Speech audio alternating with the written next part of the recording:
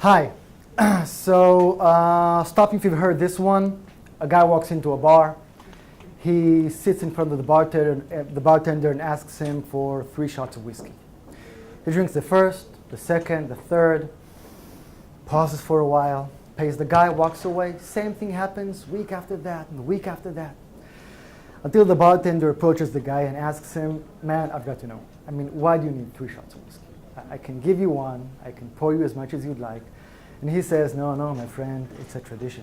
You see, I have 2 brothers. And we had a tradition, every weekend we would meet and we drink together 3 shots of whiskey. But now, I don't see my brothers that often. They're in relocation now. So we have a new tradition. Now, no matter where we are in the world, we sit and drink 3 shots of whiskey, 1 for each brother. And having said that, drinks the first, the second, the third, pauses, puts one somewhere. Until one day, because there's always one day, walks in and asks for 2 shots of whiskey. Drinks the first, the second, pauses, pays, walks away. Same thing happens. Week after that, week after that. Again, the bartender approaches the guy and asks him, man, I've got to know, why do you need 2 shots of whiskey?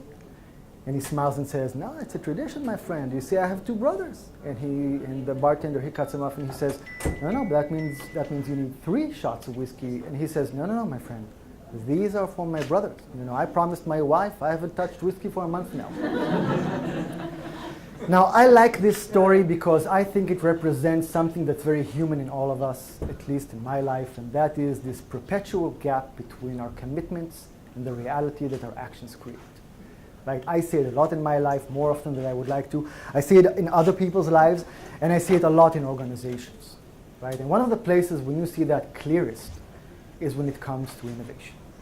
Right? Because organizations truly believe in innovation, they preach it to their employees, they write it on their websites. If they really believe in it, they actually write it on their walls. But then, on a daily basis, they actually resist innovators systematically. And I find this gap fascinating, and for the past 9 years, I've been practicing corporate innovation, trying to figure out how to bridge this gap. So I'm very happy to be with you today and share 2 practical models on how we try to bridge this gap at Amdocs. But before I jump into the practical stuff, I want to share with you an insight that might explain the why we do the things that we do. So again, I've been practicing corporate innovation for a while, and I had the opportunity to work with a lot of people that have the word innovation in their job titles. So I've met with head ofs and VPs and evangelists, consultants, officers, managers, a lot of people with innovation in their job title. And there comes a certain point where you kind of realize a certain DNA that links them all together, right? And one of the first things that you notice is that innovators are builders at heart. They like building new stuff. Whether it's applications, software, machinery, services, business models, they like building new things. I would say that is basically a prerequisite for being an innovator. But the fact of the matter is, and maybe that's a bit of an unspoken truth, is that when it comes to corporate innovation, building stuff is not enough. You have to break a lot of stuff along the way. You have to be excellent at breaking stuff. And that is because we live in organizations that are designed to kill innovation. Right? We've been hearing that all morning. Because when organizations are built as performance engines, we all know that, meaning they are designed for repeatable and predictable results. We live that life daily, but innovation is not predictable nor repeatable, which means that corporate innovators need to systematically break the organizational design if they want to create any value in the world. So what I did is I made a list for myself, and I call it the to-break list. It made sense for me. I'm happy to share with you. A couple of items that I think you should really focus on breaking if you want to make something happen in an organization. And we'll talk about echo chambers and barriers and decision-making processes and my favorite, the organizational rhythm. I will guide you through that step by step. And I'll start with echo chambers.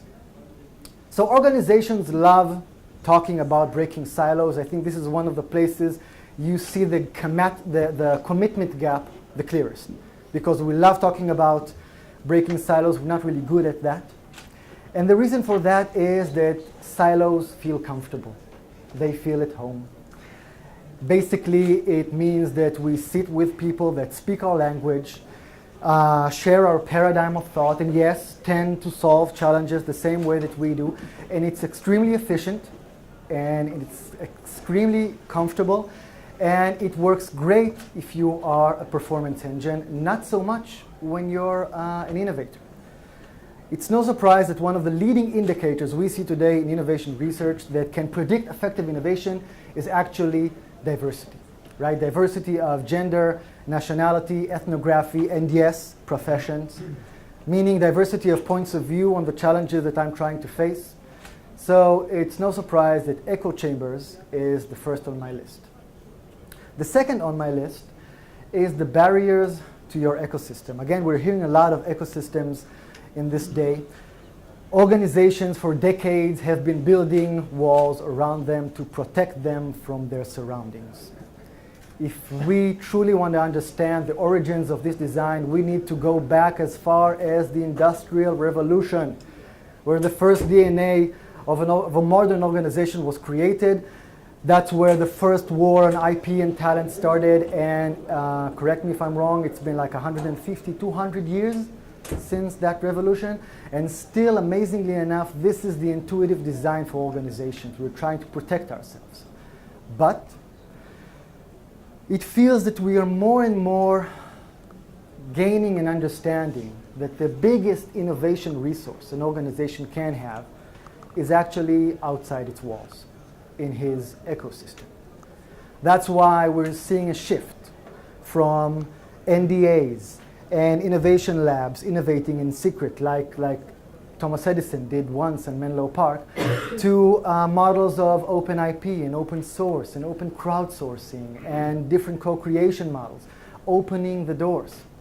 But the thing is, you have to break a few stuff if you want to open new doors to startups and organizations from adjacent industries, people from the academia, and of course, don't forget your customers, right? All of these amazing partners to your innovation. But again, you have to break a few stuff if you want to let them in. Number two. Number three, decision-making processes. We know those, right? We live them daily. The linear decision-making processes, meaning we have a plan, we plan once, we execute, even if we do that in an agile way, and then we evaluate at the end, periodically, once a month, once a quarter. That's like taking a map, planning your route, and walking. But the thing is that innovation is not a path you can walk upon, it's a path you must discover. Charting your map step by step. Meaning that if you break the linear decision-making process, what you're left with is a discovery process, which is built out of a series of gateways, and I will present a suggestion in a moment, a series of gateways of decision-making, each gateway enabling you to learn just enough for you to reach the next gateway, which will have another decision there. That's number three. And number four, the organizational rhythm. As I said, organizations repeat themselves, right? So imagine like a rhythm, a tempo that repeats itself. This rhythm is created by routines that we live by them daily. This is, you might say, the sound of ongoing operations. It's stable. But innovation is a jam session, right? It's filled with shifts and turns. You don't know what will happen next. So there's a lot of ways if you want to jazz up your innovation, a lot of strategies for you to do that. First are lean experiments, fast-paced experiments, which we just heard about. Creating iterative processes, which is another strategy, and of course, innovation sprints. And I want to pause on innovation sprints. Because from our experience at Amdocs, innovation sprints is an amazing way to break all the stuff that I just talked about in record time, really fast. And I want to share with you two practical models of innovation sprints that work for us. One is the Launchpad and the other is the Hothouse. So Launchpad is an exploration sprint, which I'll explain in a minute how it works. And the other is Hothouse, which is a sprint that enables us to accelerate ideas to life. So Launchpad is basically an open innovation platform that enables us to make sense of what's happening out there. Looking at emerging technologies, we see those emerging technologies, we identify the buzzwords, but we know truly that we don't really understand them. So what we do is we curate and have a full day of TED Talks from some of the most fascinating people that we can find in our ecosystem, people that really know what they're talking about. So the first one we had was on blockchain, the other was on AR, VR, the third on AI is planned very soon. So we're bringing on experts from startups and competitors and corporate innovations and researchers from the academia, people that are doing some really cutting edge stuff. They really know what they're talking about. And into the room, we invite the most inspirational and passionate people that we know in Amdocs. So we bring entrepreneurs and domain experts and technology experts and customer-facing people. And it's amazing to see if you put all this brain power in one room, sparks fly each and every time. It's amazing. And the inspiration and the learning that happens on the first day, which is totally dedicated for exploration, actually fuels the second day, which is all about solutions. So on the second day, what we do is we work with the experts in the room, trying to figure out how can we solve real use cases for Amdocs? How can we answer real customer needs? How can we develop the idea? How can we build the business model around it? And how can we create the perfect pitch, pitching it to decision makers only after 2 days of work? And I'm saying only because, again, what happens in those 2 days, for me, it's magic. You can't predict it. It's inspiring. So I want to go back to the break list. So we had the echo chambers check. I mean, we have about 50, 60 people from across Amdocs ideating together, different languages, different paradigms of thought. It's amazing. Ecosystem, big check, right? We have people from startups, large enterprises, basically anyone that has anything to contribute to this space, we invite and collaborate with them. Decision makers, only after 2 days, we are able to present relevant pitches with reasoned business cases to these people. An organizational rhythm, big check, all that only after 2 days. So that's the launch pad, but a hothouse is sometimes what happens the next day. Because if you think about it, a launch pad starts with a technology. That's when we start searching for a problem, and eventually we figure out a solution, but that solution comes out of the sprint, and it's very immature yet. It's very in early stages. So that's why we have another hothouse, which is designed to accelerate ideas to life. Now, hothouse is actually best practice done by British Telecom for many years now. Again, another trusted and dear partner in our ecosystem. And we actually designed our hothouse with them, tailoring it to Amdocs needs. So the hothouse is basically a 3-day continuum based on an iterative process, meaning we systematically iterate each and every day with different tools and different methodologies. So the first day is dedicated for exploring the opportunity, right? I mean, we learn about the markets out there, the trends, the market potential, the growth, and so on. Another thing that we're doing in the first day and into the second day, again, because it's an iterative process, it takes a while, we actually start building the business model canvas. We use the lean business model canvas, which enables us to do 2 things. First, actually treat our teams as startups, which they are, corporate startups. And second, it enables us to validate very systematically all the assumptions in our ideas. This is a good place to state that all through the hothouse, we bring experts from across the organization and outside the organization supporting our teams in kind of a visiting hours. So imagine people from marketing, sales, strategy, legal, finance, all these people joining together, creating teams with our startups and supporting them in validating their assumptions. This is a huge acceleration of the exploration process. What happens in the second day is we try we start developing the marketing collateral, meaning we have designers working with these teams all through those 3 days, developing logos, brochures, any marketing collateral needed. We actually help them create their Kickstarter movie, helping them go viral inside the organization and outside. Again, for us, they are true startups. And only in the last day, we dedicate the time to plan ahead. Planning ahead, I mean, guys, 30 days, 60 days, 90 days tops. We don't have 1 year execution plan. And again, at the end of these 3 days, we bring in executive managers to the room, pitch them the ideas, giving them the opportunity to sponsor and mentor. Again, moving back to the checklist. So echo chambers, absolutely. I mean, we have programmers, designers, business experts working all through the hothouse, which is our definition of design thinking at its best. Ecosystem, definitely experts coming in, supporting our teams. Decision makers, again, after 3 days, you get the opportunity to pitch to executive managers you don't normally see. And organizational rhythm, a huge check. This is a huge leap in the exploration process only after 3 days. So, some of you might say, okay, Shachaf, hot sprint is cool, it's amazing, but it's not really the whole innovation path, which you're absolutely right, which means we have figured out that there are a few things that we need to keep if we want to keep this idea alive after the sprint. So number one, build and support teams of entrepreneurs, because eventually when it comes to innovation, it's all about the team, it's never about the idea.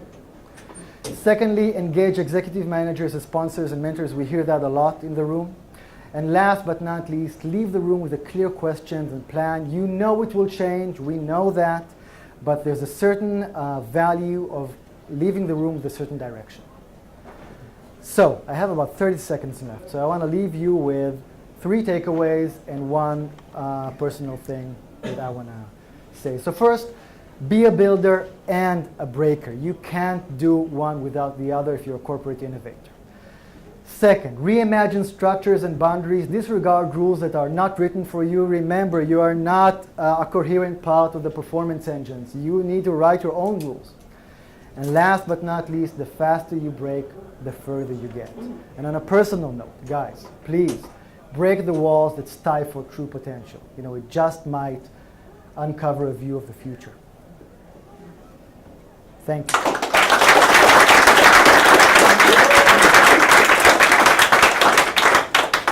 Questions? Yes. Is it those events are you have a dedicated budget, or it's a sporadic budget that you get from the business? We have a budget from the innovation team, and we use that. But I think that most of the budget come from business units team, which is another business units, which is another way for us to create engagement. I think that the technologies that we're exploring and the ideas that we're developing are tightly coupled with the, let's say, the organizational strategy and the organizational search for value. And it's coming into a routine, or it's a better, So I wouldn't say it's a routine. I would say it's a tool in our toolbox, and we use it when we see fit. Launchpad is beginning to become a routine. We're seeing more and more requests coming, and it makes sense for us to make it periodically. Or Hothouse, I would say it's like a tool in your toolbox. You just pull it out when you think it makes sense. you initiate it, not a business. Yeah. So I'm working with BT as I do as well, and also interested in same names of products, Climate Launchpad and also Hot Housing. But I use the business model canvas too. So, but something's missing from your validation, which is after you go through the business model validation, you need to have access to your client group and your supplier group to test that new validified model. But that can't be done within the 3 days, except within your internal market. So is there a process for supporting that post-opportunity? Yeah, so one of the things that I mentioned, which is a good question, so thank you for that. So one of the things that I mentioned that during the Hothouse, sometimes we collaborate with experts from outside the organization, sometimes we collaborate with people that are from the markets and we validate the solutions with them. Yeah. And definitely that's one of the deliverables from the Hothouse is an experimentation plan. Saying in the next 30 and 60 days, what we plan to do is learn this, validate that, experiment this, we'll get back to you in 30 days. This is part of the plan for the day after. Good question. Thanks. Guys, thank you very much for